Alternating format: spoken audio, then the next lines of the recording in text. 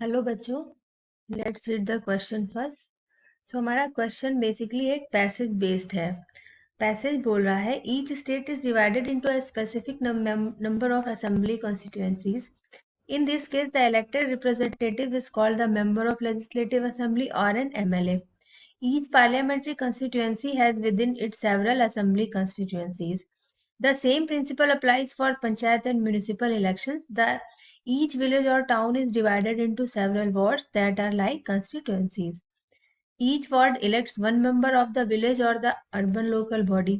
Sometimes these constituencies are counted as seats, for each constituency represent one seat in the assembly. When we say that Lokdal won 60 seats in Haryana, it means that candidates of Lokdal were in 60 assembly constituencies in the state, and thus Lokdal has 60 MLA in the state assembly. Once the constituencies are decided, the next step is to decide who can and who cannot vote. This decision cannot be left to anyone till the last day in a democratic election. The list of those who are eligible to vote is prepared much before the election and given to everyone. This list is officially called the electoral roll and is commonly known as voter list. तो बच्चों अगर हम questions देखें तो इसमें कुछ 4 questions दिए हैं। क्वेश्चन फर्स्ट है, what are the members of state assembly called? Option A ministers of legislative assembly, B minister of parliament, C state executives, D none of the above. Question B है, how the division of the village और town is done for the election purpose? Option A village or town is considered as one territory. B, temporarily it is divided in parts and after elections it is united. C, it is divided into wards. D, two villages or town are merged for elections. Question 3 है, how many seats are represented by each constituency? A 2, B 3, C 1, D it depends on the size of constituency. Question 4 है, after the constituencies are decided, what is the next step? Option A elections, B arrangement of elections, C deciding the candidates, D voters list. तो बच्चों अगर हम इस question के की concept की बात करें तो इस क्वेश्चन का की कंसेप्ट है इलेक्शन।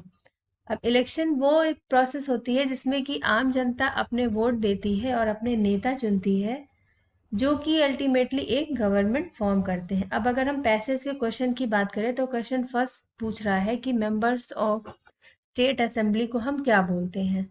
तो मेंबर ऑफ स्टेट असेंबली को हम एमएलए बोलते हैं, मिनिस्ट्री ऑफ लेजिस्लेटिव असेंबली। तो इसका फाइनल आंसर है ऑप्शन ए। क्वेश्चन 2 पूछ रहा है कि हम विलेज या टाउन को इलेक्शन के पर्पस से कैसे हम बांटते हैं। तो अकॉर्डिंग टू द पैसेज हम एक गांव या एक कस्बे को वो कुछ वार्ड्स में डिवाइड करते हैं और फिर उनमें एक कैंडिडेट चुनते हैं। सो इसका आंसर है ऑप्शन सी। क्वेश्चन 3 पूछ रहा है कि हर कॉन्स्टिट्यूएंसी में कितनी, मतलब हर कॉन्स्टिट्यूएंसी को इलेक्शन में कितनी सीट माना जाता है? तो इसका आंसर है आंसर ऑप्शन सी, हर कॉन्स्टिट्यूएंसी एक सीट के तौर पे मानी जाती है इलेक्शन में।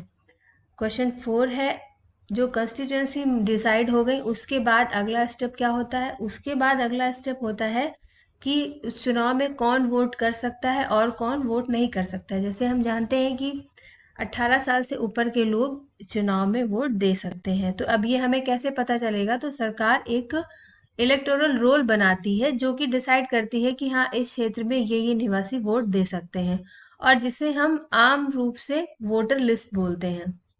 सो इसका ऑप्शन है डी, जो कि सही है। सो बच्चों, hope you understand it all well. Thank you, best of luck.